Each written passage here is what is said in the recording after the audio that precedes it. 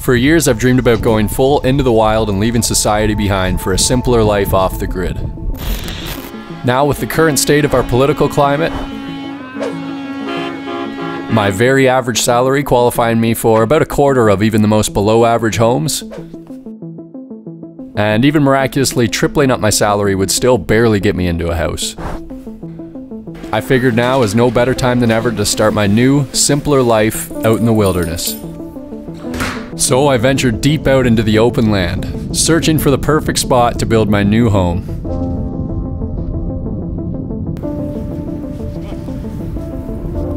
After walking for hours, I found the perfect spot, completely void of civilization, nothing but fresh air and open space. So I began tracing out the floor plan and clearing the land.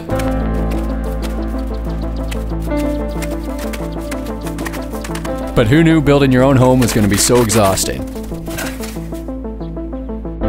Now to start on the structure, but with lumber prices obliterating pre-COVID records, I decided I have to use what's around me to build my home.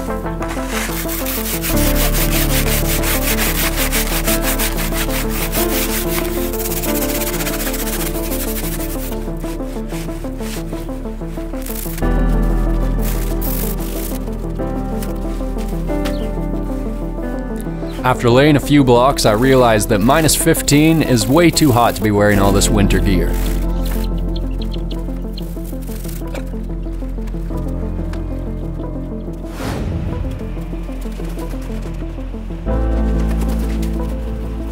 With the foundation complete, it's time to level it off and start working my way up.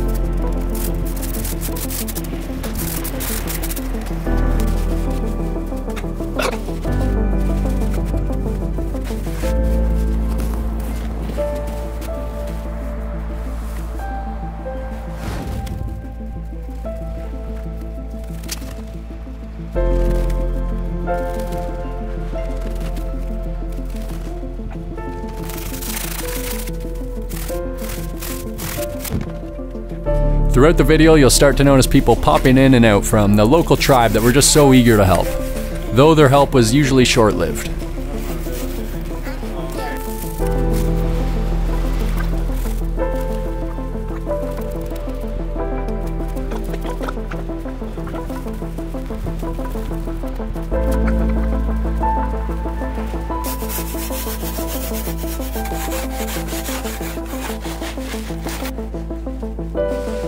As I started to get higher, I could use this screwdriver anchored to the center point with a string to figure out the angle I need to start cutting the blocks at.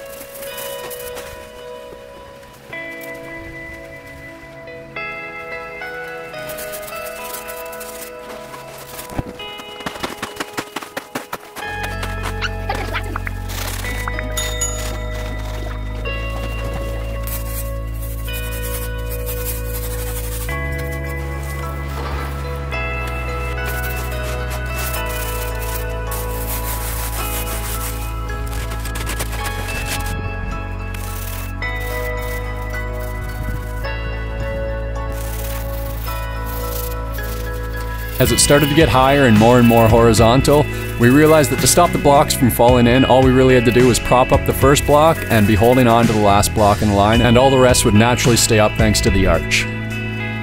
Once the last block was wedged in place, the whole layer would naturally support itself.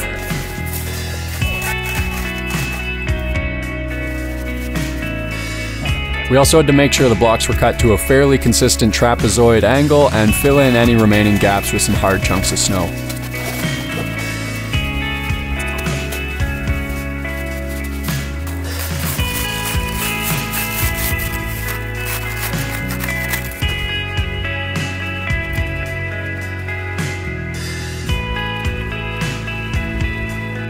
As the sun set on my first 8 hours of work, I had 90% of the structure of my new home completed.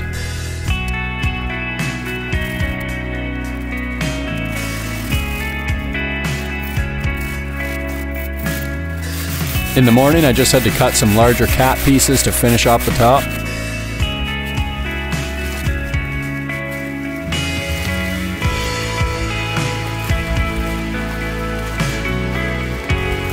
And mix up some slush to mortar in all the gaps.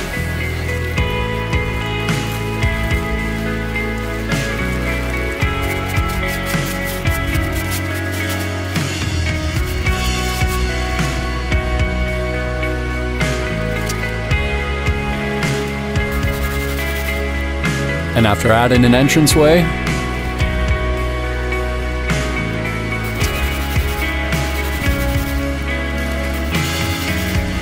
the structure of my new home is now fully complete. Now to the inside.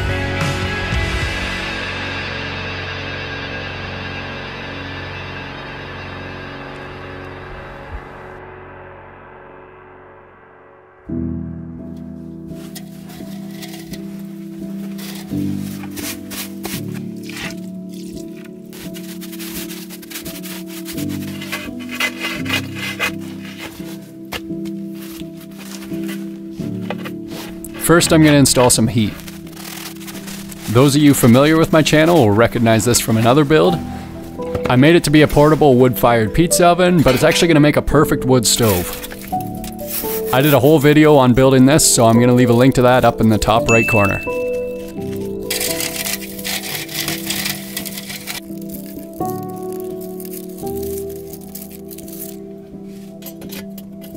And using some pine branches, I can insulate the igloo from the heat of the smokestack.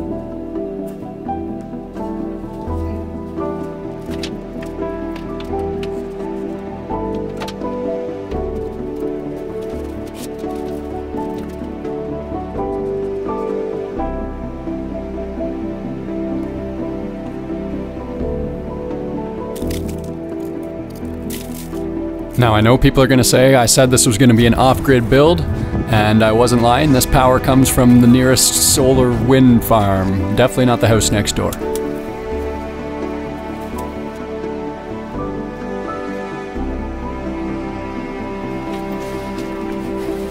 So for a table, I had an idea to do an ice slab countertop.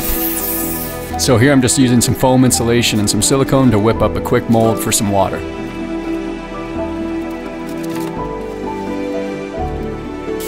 And as I let that freeze, I'll start working on an easy little base for this table.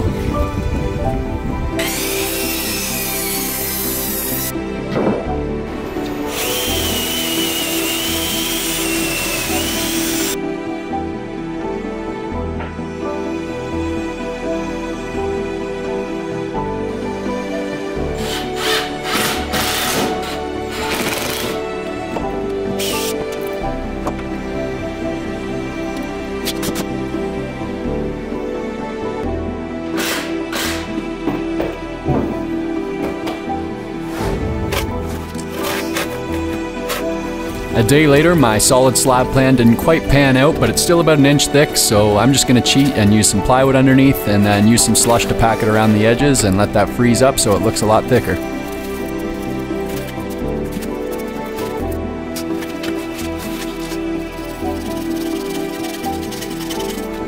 And not too bad. Now all I need is just a little window. Using the same method as the slab table, I just froze up a little window, cut a hole, and used some slush to mortar it into place.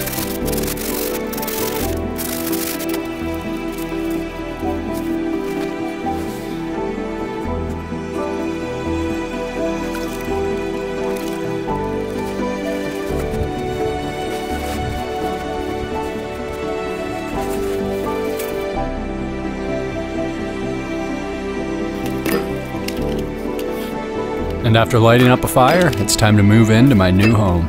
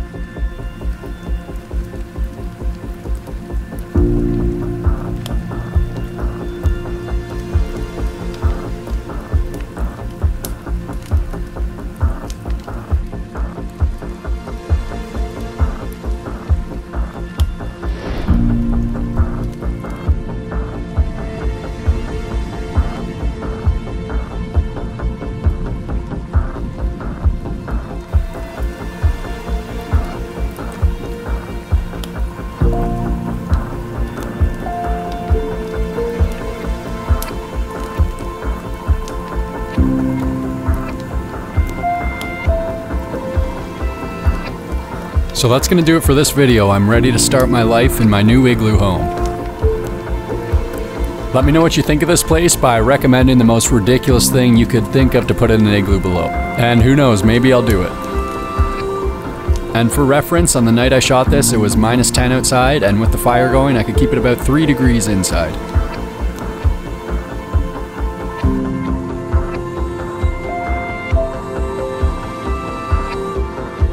Also, I know what you're thinking, and don't worry, I have a framed picture of Wayne Gretzky over every entry and exit point like every self-respecting Canadian should. Thanks for watching my video, and if you haven't already, check out my channel. I do a whole lot of random builds like the pizza oven you saw in this video, or this coffee table where I put a real flowing river waterfall in it.